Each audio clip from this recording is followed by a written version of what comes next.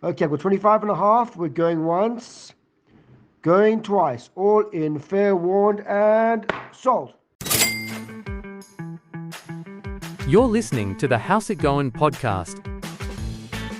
Tony Abbott in Budgie Smugglers. Yeah, no. Interest rate cut. The election. Interest rate cut, Charles. Interest rate cut down 0.25. I just want milk that tastes like real milk. What do you mean the bank is out of money? Insolvent? Let there be 1,000 blossoms bloom as far as I'm concerned. But I ain't spending any time on it because in the meantime, every 3 months, a person is torn to pieces by a crocodile in North Queensland. Well, how's it going? I'm here with Madison Phipps and Mr. Worldwide. Oh, come on, man. Christian Yarravich. Darn it. Sorry. Okay, that's my only one. I'm done. The reason I made the joke about that because Christian, jumping straight into it. Sorry, guys. I get a bit better on the second episode. Like I go straight into it, eh? He's excited. Look how happy he is. Yeah, I know. Hey. I'm raging. He's calling me Mr. Worldwide because this episode is going to be about, I had the brilliant idea to do an episode on the New Zealand property market. But why? But why? That is the question, Benjamin. Well, because they're having basically a housing price crash. Well, yeah, but why? Why did you pick New Zealand? Sorry. I know, you're a big fan of The Lord of the Rings and you look a little bit like The Hobbit, but The Hobbit. But why did you pick New Zealand of all places? are you saying because I went there? Was that what Yes. Yay, we got there. This was covered on a previous. They know I went to New Zealand. We covered it. Yeah, I know, but we just want to touch. What if we've got again. newcomers? It's next week. We're going to talk about the Japanese property market with Matt. Get an update from Japan. What's cracking there? And then Matt's going to talk to us about the Coromel property market. Yeah, For further. Well, a bit of relevance. Actually, we went to Oak Flats last weekend. You can tell us about the Oak Flats property Yes, market. exactly It's right. a bit further south, so it's not too bad. No, I went to New Zealand. I mean, I'd known about this before I went, just for the record. And I just talking to people over there really piqued my interest in what was actually going on. I can just imagine Christian going up to the street to random people. So what's the property market like here? No. It would have been late at night. Christian would have been pretty pissed walking out of a bar, and it would have been maybe a kebabby in hand. How's the property going, mate? Oh, maybe my a cigarette in hand as well. Cigarette, kebab in the other. Really throwing him under the bus. No, it's fair. Like I said, we've given it to you. It's only fair. I can cop it. I don't know how to respond. You've caught me off guard with this. That is good. I'll What give you sparked that. your You call a interest in spade a the spade. New Zealand property market? Oh, well done. Just the fact that it's their market's always been very similar to ours in terms of what it's done. We're following them or they're following us? Well, who's Rapid fire. Yeah. who's Was it the chicken or the egg, hey? well, who's to know? Realistically, as for the chicken and the egg, I don't know. That's I've never Well, understood that at all. technically, it would Do an be episode us on that. because we're ahead with the time zones. What So happened here true. So then they follow an hour later. Exactly right. Perfect. Oh, this Except for daylight savings. This episode's off to a fucking shitty start. That was a bad one, eh? That was bad. Not great. Not great. So what's actually been happening is that the New Zealand property market is in decline. Whether it's a lot of people are saying it's not actually a house price crash, so to speak, it's more of a property bubble bursting. So what basically happened is in the lead up to COVID in that particular decade, and then even through COVID, and even just sort of after COVID, more so up to about probably 2022-ish, the New Zealand property market was going bonkers. Very similar to ours. I think I read a stat somewhere that they actually had I think it was in that decade in the 2010s, they had stronger property price growth than we did in Australia across nationwide. Yep. And obviously what's happened is that's now come undone. So where we're at now, prices have started declining in the New Zealand property market nationally, and they're now back down. Prices have now hit the same levels they were at pre-COVID. Yeah, that's scary. So, if you look at obviously where price points were at in, end of 2019, end of 2020, that's now where prices have fallen back down to. Yeah. And obviously there's a whole lot that's actually been going on over there. Sorry, I am looking down at my notes while I'm talking. Unfortunately, I don't have all the stats memorized just yet. But realistically, what's happened is obviously prices have dropped, which has had a massive impact on housing affordability. Interest rates have also come down. So their interest rates over there have come down by more than 200 basis points, so more than 2%. In the last couple of years. And they actually ran up higher than ours at their peak. I think they peaked a little over 8%. It's in one of my charts here. Where is it? I don't know where it is. Anyway, point is they ran up higher than ours and they've come down now more than 2%. So combine the fact that prices have declined back down to pre-COVID levels and rates are, over 2% lower. it's had a massive impact on housing affordability.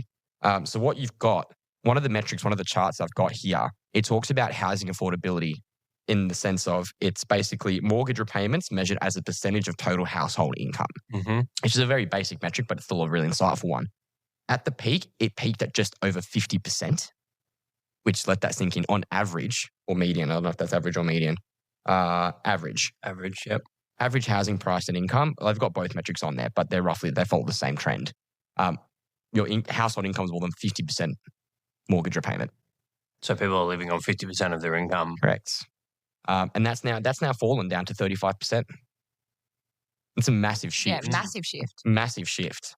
When you look at obviously everything, all those factors combined in terms of prices have gone down, interest rates are 2.5% lower, housing affordability has, improved massively. That in basic sort of, economics, that would generally indicate that the market's about to boom again. I'm hearing it's a good time to buy in New Zealand. Well, this is the interesting part. This is why I thought it'd be so interesting to talk about. Traditional economics tells you that these are all the conditions needed to basically kick off another property price boom. But its prices are still declining. They haven't stopped. They didn't drop, and now they're sort of stabilized. They're still going down. So it seems to be like looking at the graphs and the stuff that you've got here, it free fell, whereas sort of comparing Australia, it dropped, but it was more of a correction. Yeah, it was definitely a correction. Yeah. Well, some people are saying because they've now fallen back down to pre-COVID levels, some people are saying this is a sort of a correction. Yeah. And the biggest reason for that is in the lead up to the drop, prices rose by roughly 45% during the post-pandemic boom over there. So in the space of whatever, a year and a half, they jumped 45%. To give you a picture of what the market's still currently doing. So listing prices were down 3% just in the month of April 2025. Wow. 3% just in the month of April. Yeah. It's also continued to soften throughout May, with seasonally adjusted median price falling another 0.9% from what it was in April. So they're dropping. It's still dropping. It hasn't stabilized. It's still dropping. Like a percent, just under 1% a month isn't massive, but when it's progressively dropping that large amount, like seeing they're on average 17% in the last 3 years. That's on average nationwide. That would be... It'd be inciting panic. Yeah. The thing is, that 17% nationwide as an average. If you isolate it to each major city, Auckland and Wellington came off the worst. They were both over 20% in the last 3 years. I think I've got the chart for it here. I don't know where the chart is. I think Wellington was the worst hit. And I think it was like 24% in the last 3 years their market dropped. Put you on the spot. Average pricing? Is there I think it was 772,000. So similar-ish. Yeah, I did. I don't know if I have that. And without going too economical, I'm pretty sure it was in the 700,000. Yeah, and that's almost like for like. It's 1-to-1. Yeah, so relatively close. So if we were dropping 17%, our $1 million properties would be down to 830. Yeah. It's a big drop. Yeah, like it's not a small correction. Yeah, exactly. People dealing from the mortgage perspective, like borrowing at 90-odd%, if you lose that equity, you don't get that back. They call that situation negative equity, where the mortgage is higher than the value of the property. I love how the spark in your eyes just really. Just because I let it go to that one. Anyway, I just found the whole thing really interesting, and obviously I wanted to do a bit of extra research, and so I started reading into it, and it obviously piqued my interest, and I thought it would be something that might interest our viewers. Yeah. Only because the market over there has obviously historically been so similar to ours.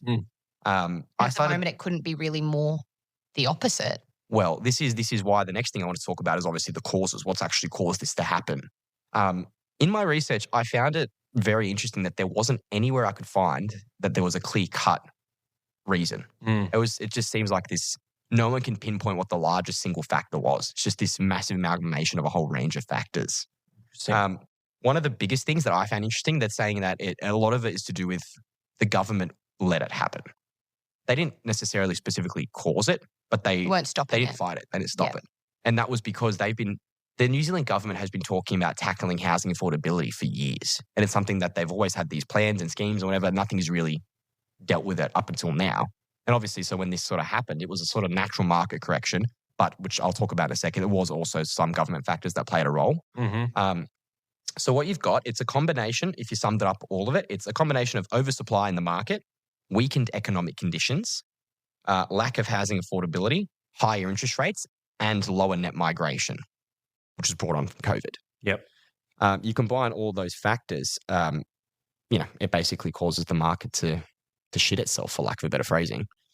And again, the government didn't fight against it, which I think is a really important lesson and takeaway for our market, in the sense of, I think I speak on all of our behalves, people our age or in our late 20s.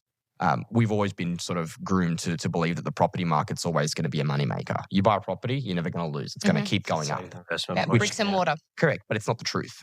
And I think it's a really important thing for people to understand that, as much as all three of us sitting here are property owners, right? Mm-hmm. So if our market did also tank, it doesn't benefit us. So I've got no stake in this saying I want it to drop. It's not good for me if it does. Yeah. But on the same token, I think it's better for the economy and better for people overall if it does, because it fixes the issue of housing affordability drastically. Yep. So to go a little bit more into detail on some of the causes of what's happened over there, one of the biggest factors is that there's been a massive uplift in housing supply.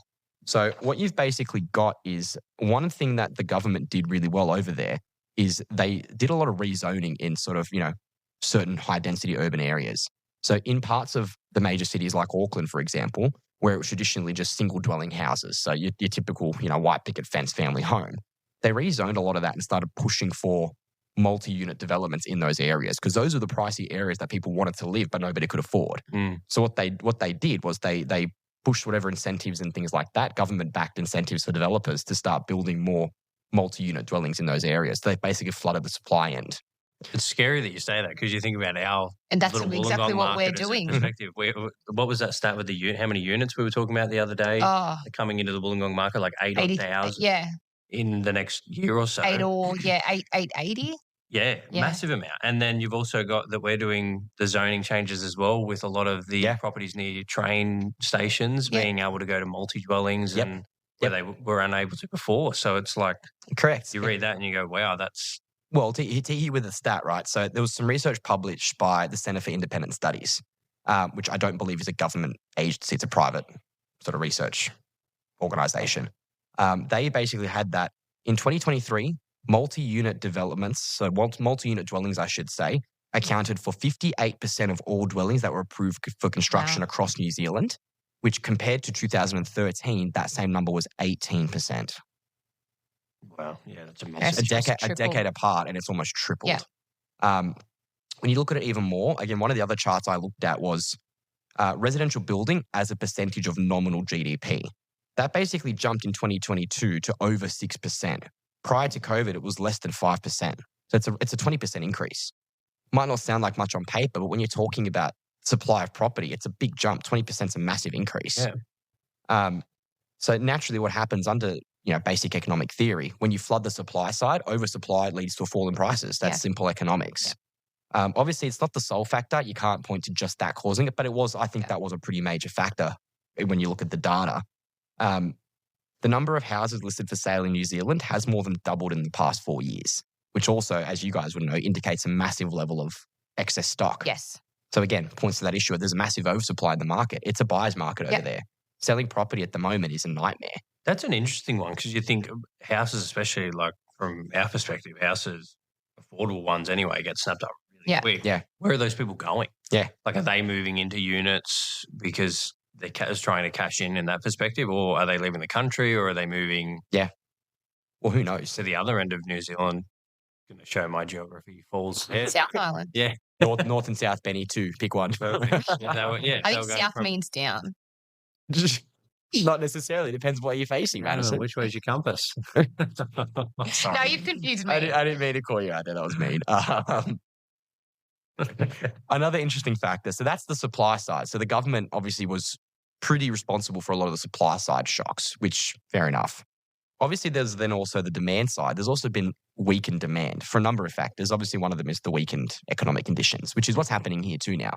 I don't know if you guys have been following the news lately here. They're now tipping way more rate cuts way sooner here. Yes. Because inflation has not just gone back to target, it's dropped to the lower end of the band. They're scared inflation's going to go too low now, which when that happens, it also means, economic growth and everything like that, all those other metrics. Yes. The economy slows down, which is not what they want. And obviously that's one of the things that happened over there. One other thing they also introduced, so you know how we obviously have capital gains tax here, right? So if you hold an investment property and you sell it within a certain time period, really good tax you've got to pay capital gains on whatever profit you made on the property. they have something over there, which is basically their equivalent. It's called the Brightline test. So I've got to look at my That notes. sounds so much nicer. It is. Like, oh, I've got to pay my Just take the bright word- line. Just take the word tax out of it, Yeah, and it always exactly. sounds so much nicer. If they just called it a capital gains payment, it even sounds Yeah, just a it's- lot it's a more bit- gentler. Well, what they did, right? So they made changes to the Brightline test, specifically to do with holding periods for investors. So previously what they did, if you sold an investment property within 5 or 10 years, depending on the type of property and the location, you then had to pay tax at the rate of your normal marginal tax rate. Mhm. So if you're earning, if you're in a tax whatever bracket where you're paying 43% tax, Yep. and then you sell your investment property and you make a profit of 200 grand, you're paying 43% tax on that. Yeah. And that was obviously if you bought it and sold, let's say your property fell under the 5-year test. If you bought and sold within 5 years, you had to pay that tax, unless it was your owner-occupier residence. What they did, they basically lowered this to 2 years. So if you, anything basically, I'm sorry, I'm getting stuck on my own words here. They basically made it so that they wanted to reduce speculative property purchasing for investors.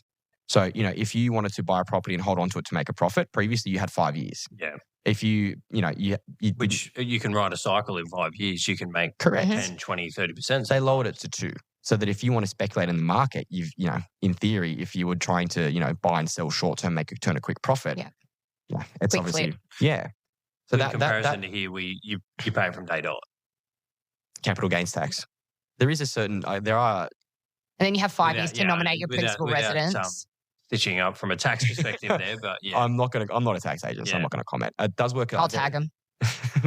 We'll get one on here eventually, I promise. That obviously has a massive shock to the demand side of things, because then if you're making it less profitable for investors, there's going to be less investors wanting to enter the market and buy. Yep. So that also And then I guess affects then the rental market as it well. does. It Yeah. does. I didn't go into the rental market too much in my research, but I did read notes that they're saying that because of the oversupply of especially units in some of those areas, it dropped rental prices too. So it made it cheaper for people renting as well.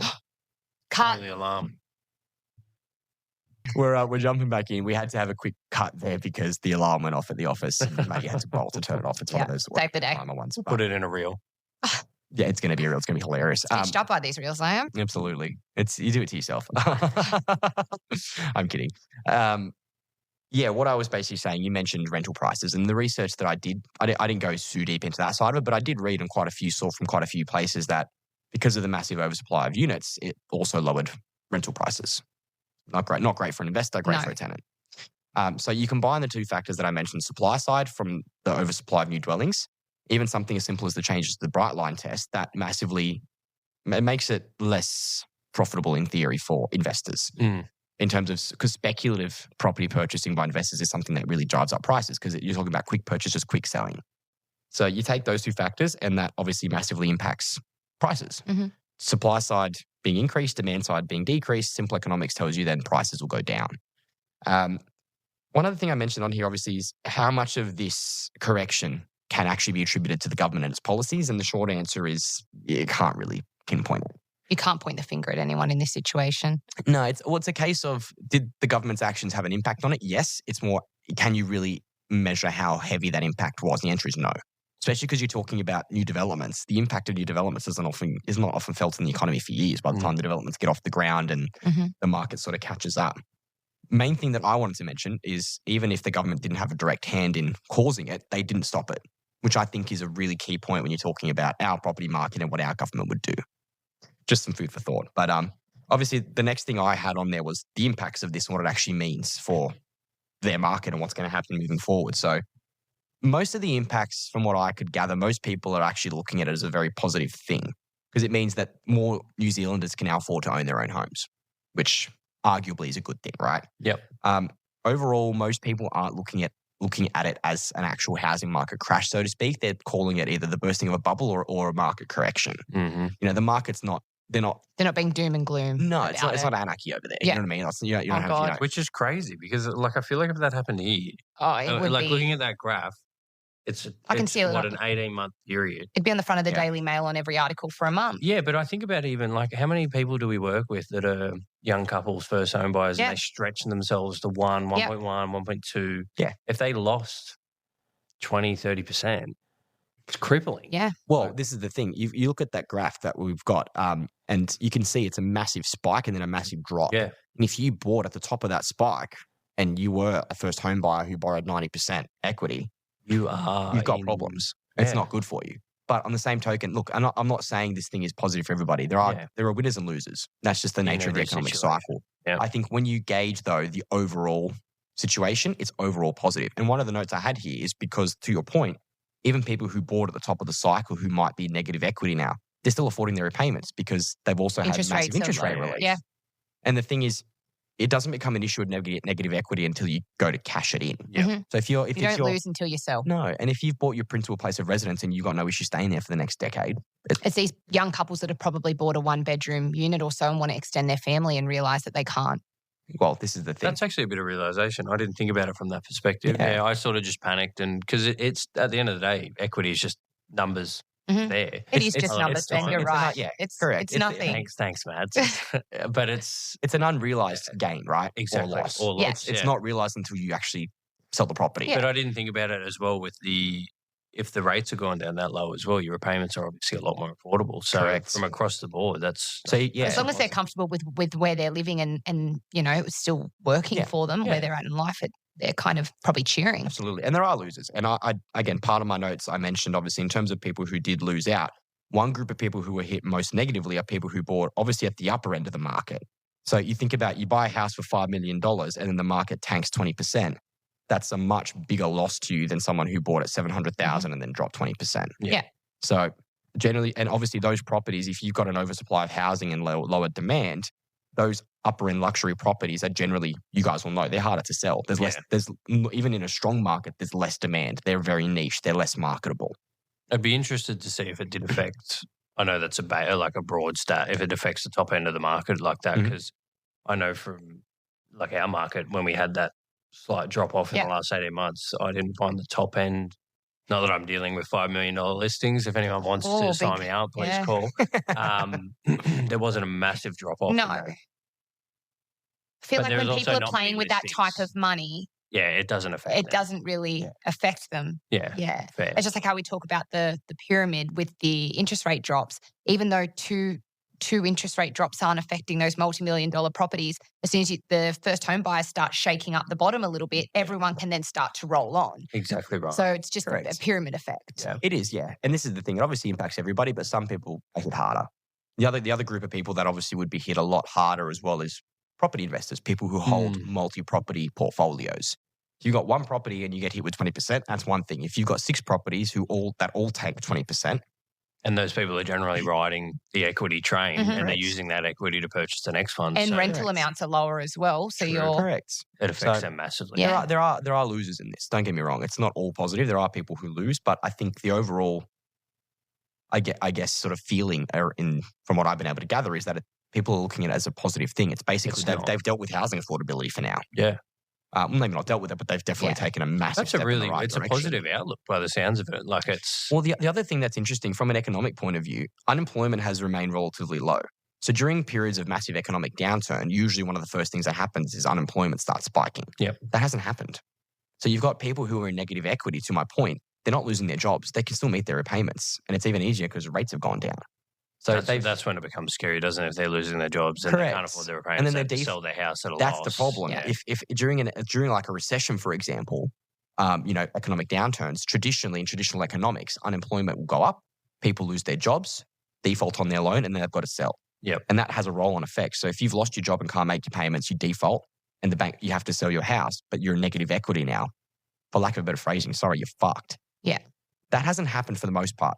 Unemployment hasn't spiked throughout all of this. So people are still affording their mortgages.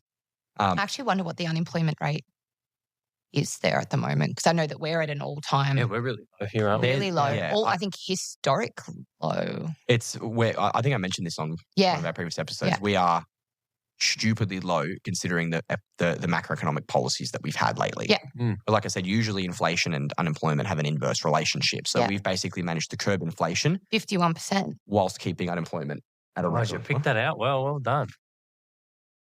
What's 51? 5.1%. I was thinking, what? That's what I was looking at. then. 51%. Sorry, we just had our so there's four of us. scribe in the corner put up 51%. His dot wasn't dark enough. 5.1%, guys. Yeah, Sorry. 51 would be in trouble. 51% Four of us in unemployment. here. Two of us don't have a job tomorrow.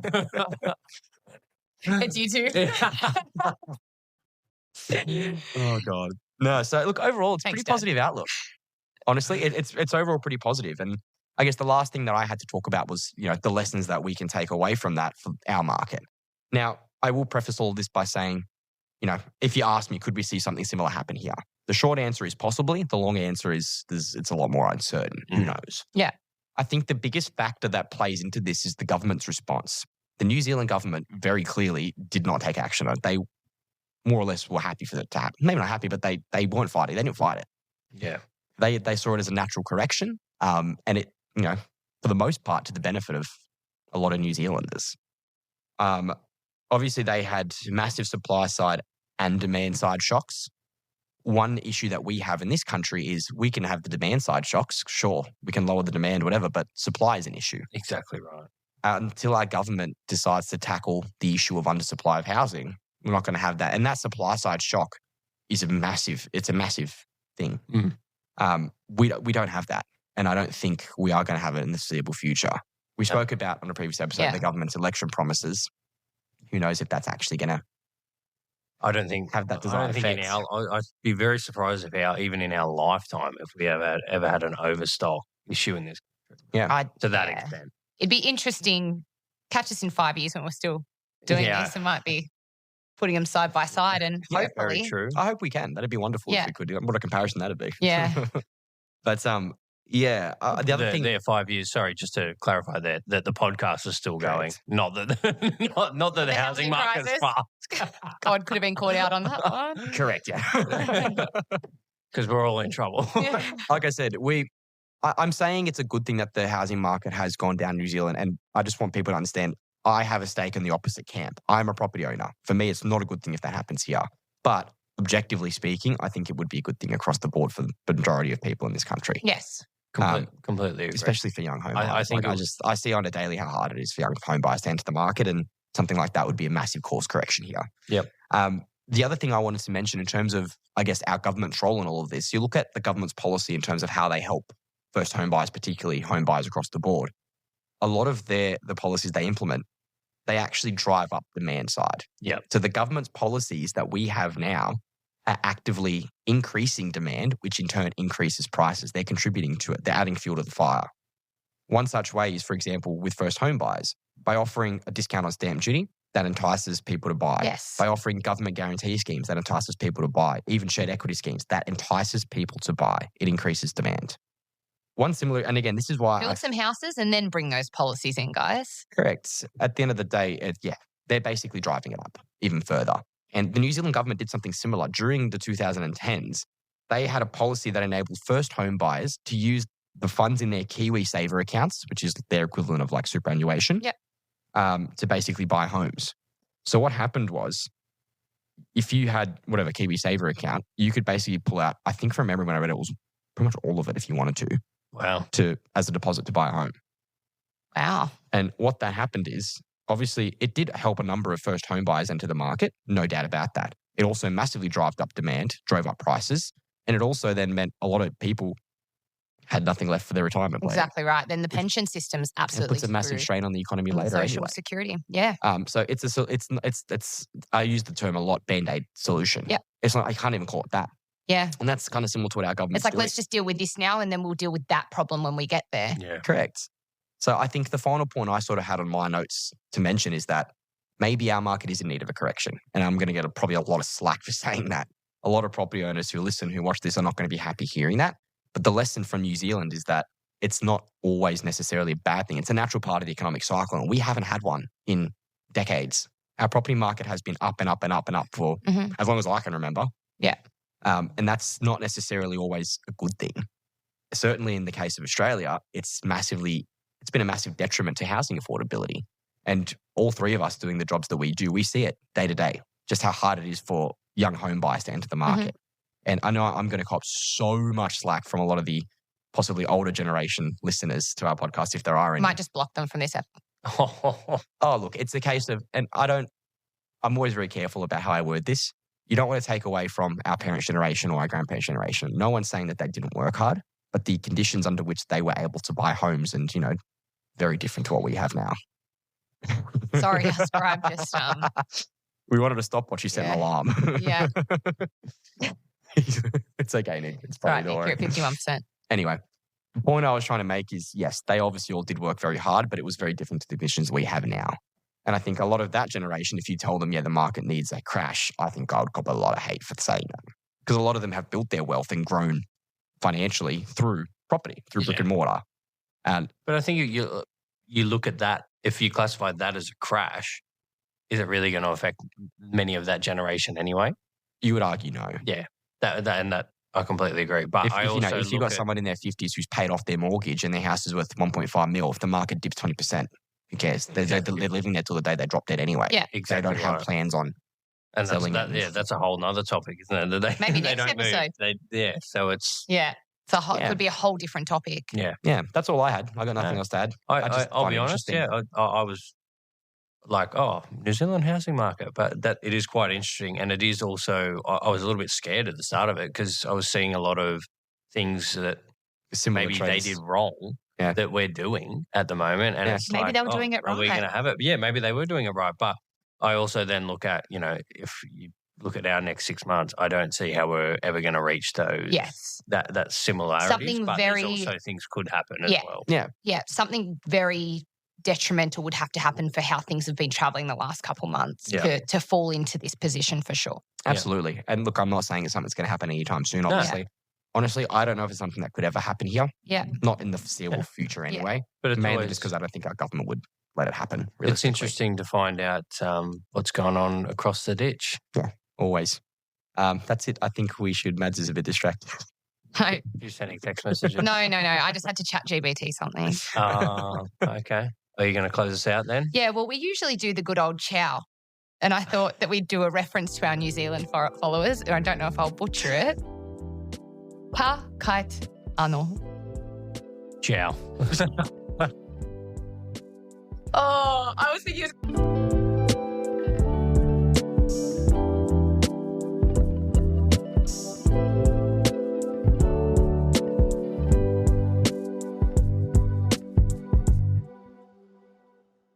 Everything presented in this podcast is for information and entertainment purposes only, and all advice is to be considered general in nature. It does not take into account your personal circumstances and financial objectives. Please consider if this advice is right for you and look to consult a financial professional.